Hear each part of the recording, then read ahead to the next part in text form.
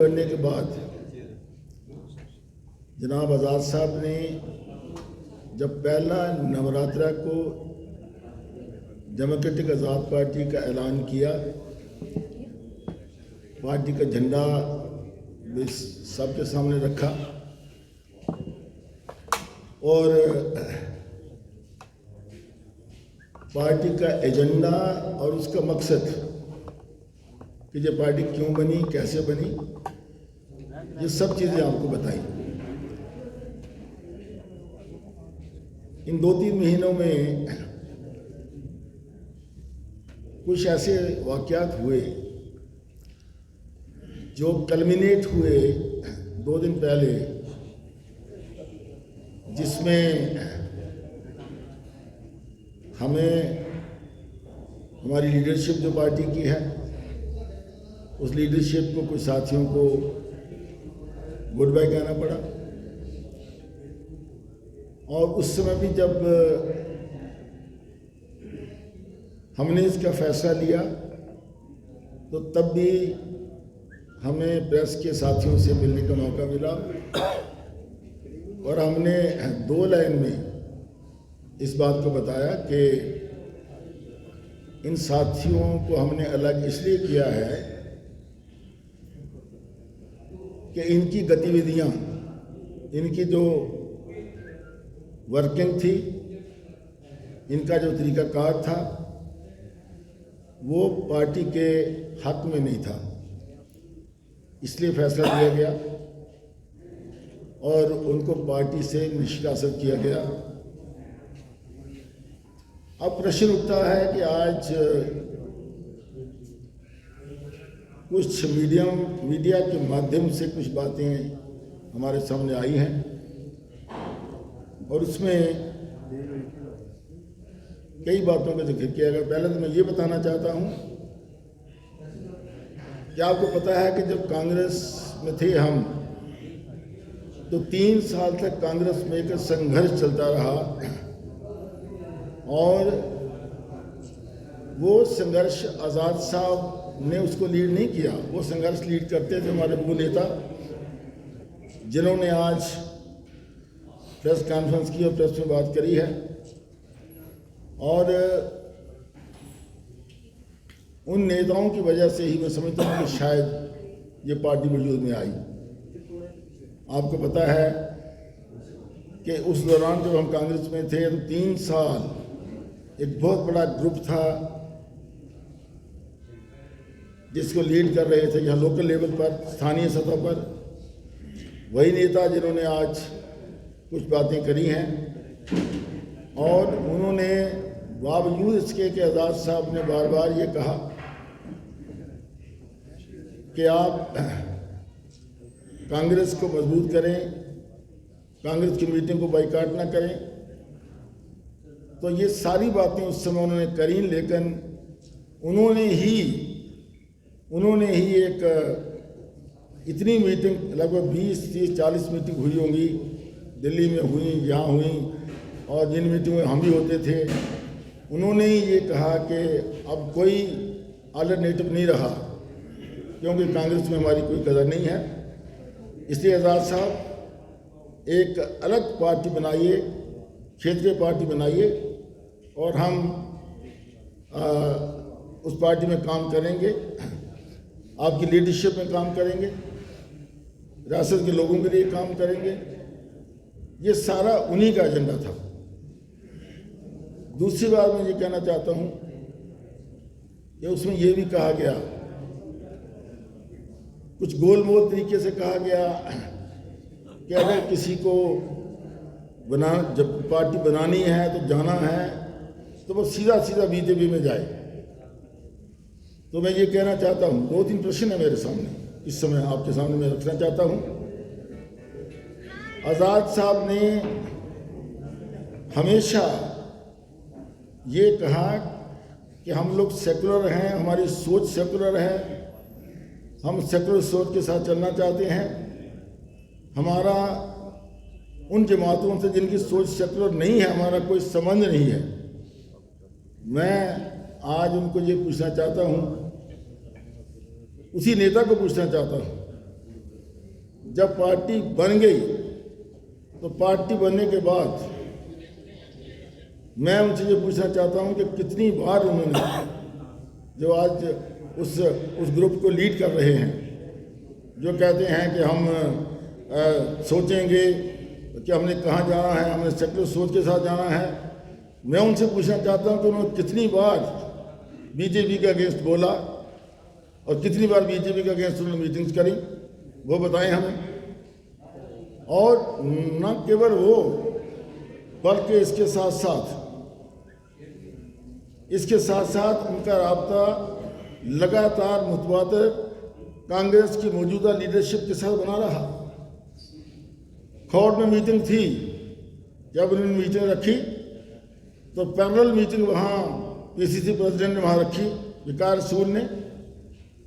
और जब विकार रसूल ने मीटिंग रखी तो उसने कहा, इस नेता से कहा कि आप वहाँ मीटिंग मत रखिए, और उनके कहने पर उन्होंने अपनी मीटिंग पोस्टपोन कर दी।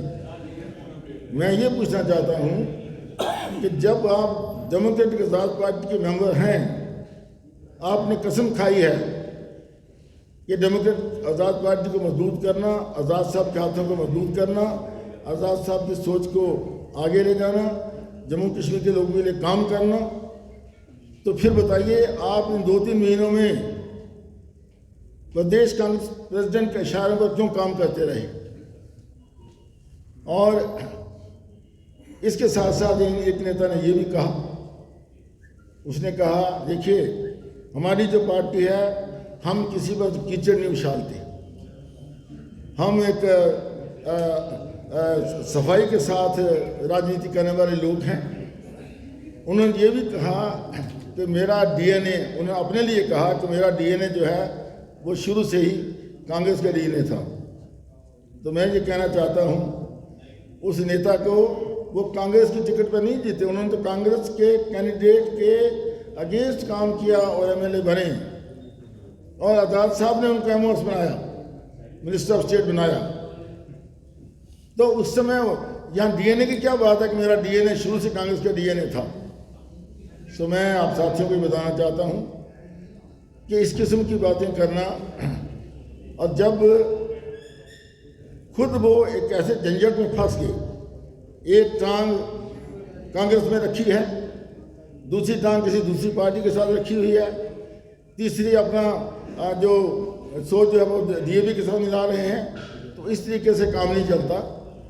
इसलिए साथियों मैं आपको ये कहना चाहता हूँ कि जब जो पार्टी बनी तो इस पार्टी को बनाने में सबसे ज़्यादा जो लीड ली वो विकार रसूल जो पीसीसी के प्रेसिडेंट हैं, और श्री ताराचंद जी जो आज एक एंटी ग्रुप को लीड कर रहे हैं, सबसे ज़्यादा लीड उन्होंने ली। आज़ाद साहब ने नहीं कहा कि आप पत्नीटॉप मत जाइए, आज़ाद साहब ने कहा कि आपको पत्नीटॉप जो कैंप है कांग्रेस का वो अटेंड करना चाहिए।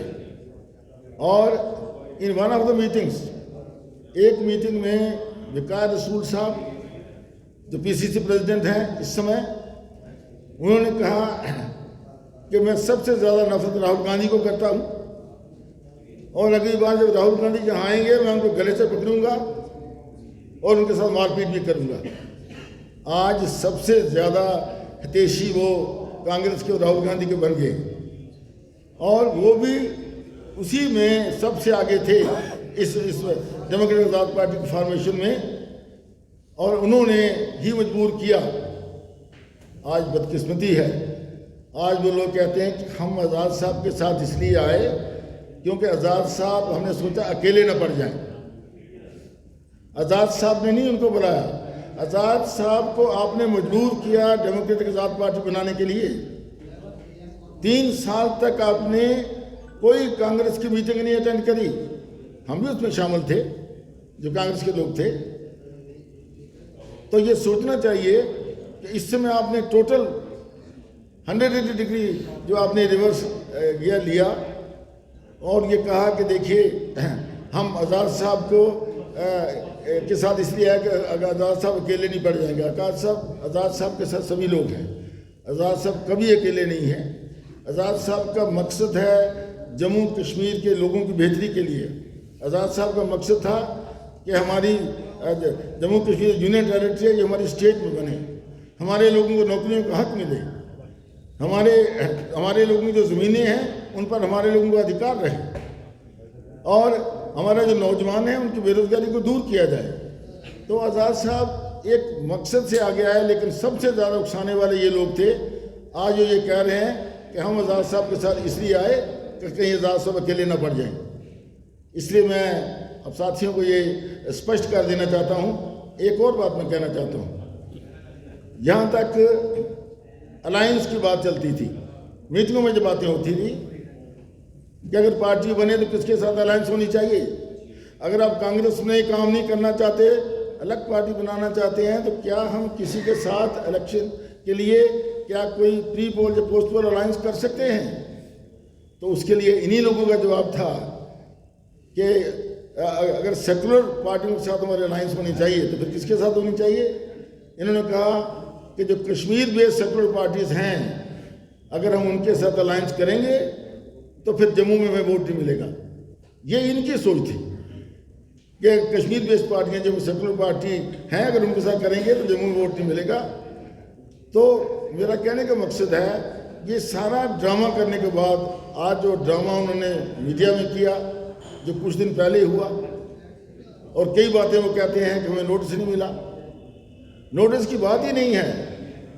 जब 3-3 बार 4-4 बार, और मैं ये कहना चाहूँगा कि हमारे जो एक सीनियर नेता थे उनके माध्यम से उनको मैसेज पहुँचाया गया 3-3 4-4 बार, लेकिन उन्होंने उस मैसेज से बिल्कुल बेरुखी कर दी। तो इससे बड़ा नोटिस क्या हो सकता है? और फिर जब लीडरशिप कन्विंस हो जाए कि कोई हमारा साथी, कोई हमारा नेता, कोई हमारा कार्यकर्ता जब वो एंटी पार्टी गतिविधियां करता है, तो उसके खिलाफ जो है पार्टी लीडरशिप के पास कोई ऑप्शन ही रह जाती, बल्कि उसको पार्टी से निष्कासित करना ही सबसे बड़ा सलूशन है। इसके अलावा कोई सलूशन नहीं है।